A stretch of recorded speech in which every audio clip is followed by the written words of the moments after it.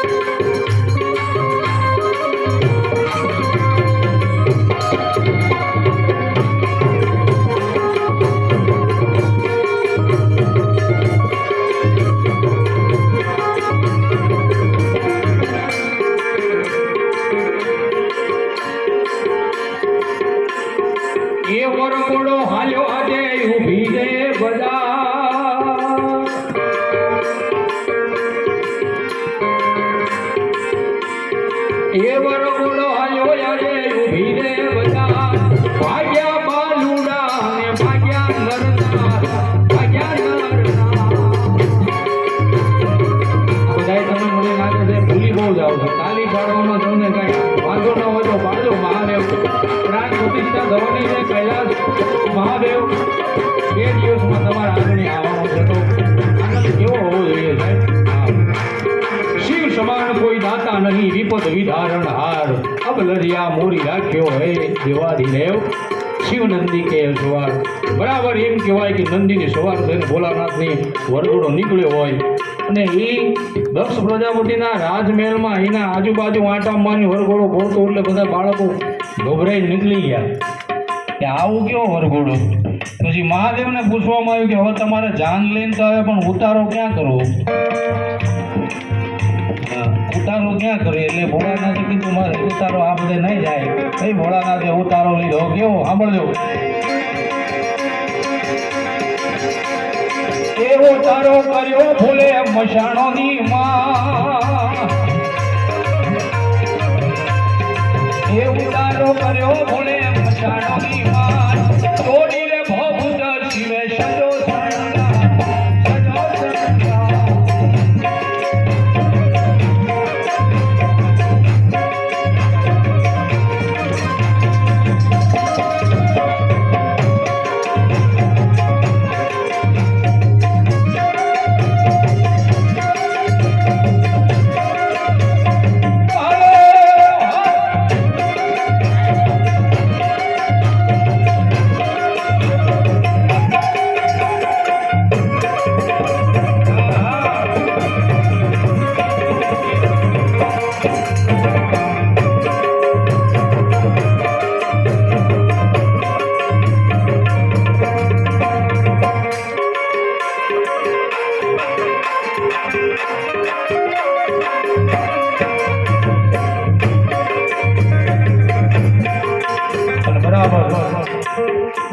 મહાદેવની જ્યારે ધ્યાન આવી પરણવા એટલે માંડવાની તૈયારી હોય ને મહાદેવ ત્યાંથી માંડવા આવે અને પછી પાર્વતી માના માતૃશ્રી જ્યારે એમને વધામણા કરવા આવે ત્યારે આ મારો ઘનશ્યામ લખે છે કે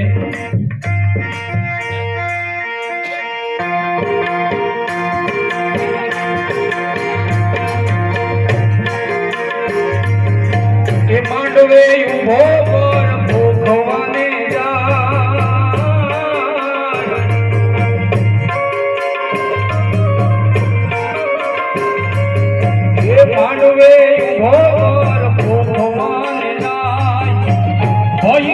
ભાગ્યા હાહુ જોતા રે રમાય જોતા રે રમાય એ ભાઈ ભાગ્યા હાહુ જોતા રે રમાય જોતા રે રમાય હાલો લે મારે જાય હાલો લે મારે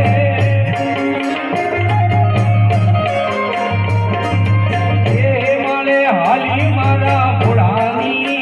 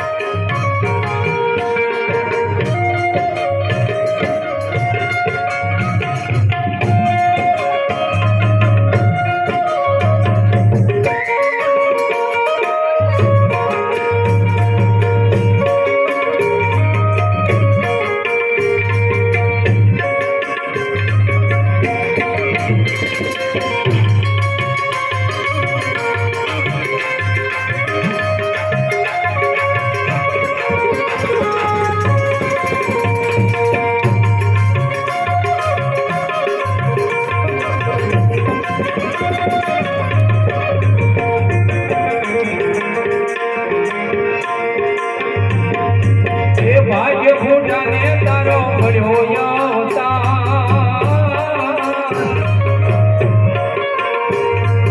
એ ભાગ્ય ફૂટાને તારો ભર્યો એ ત્યાંથી રે ગોત્યા ગોરી આવા ભરતા આવા ભરતા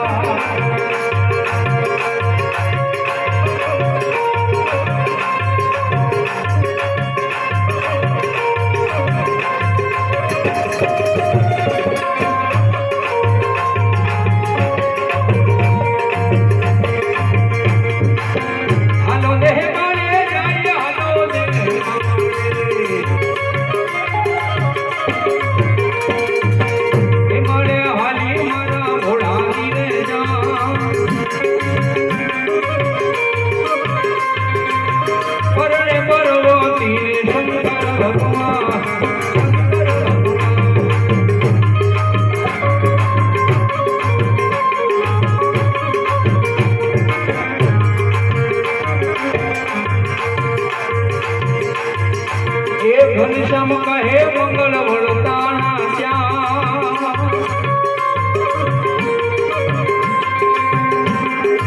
એ પીક પારણી આપ્યું પાર્વતીના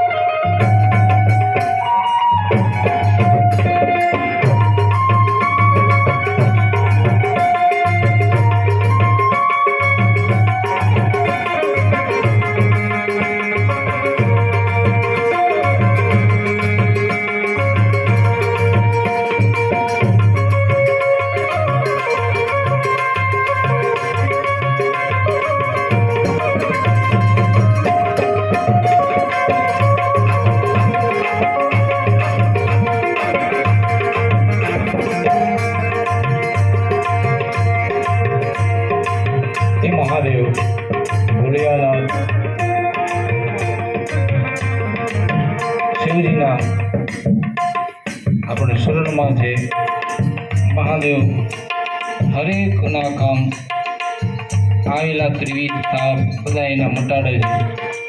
પણ એ મહારાજ એ ભોલેનાથ એને ગમતું હોય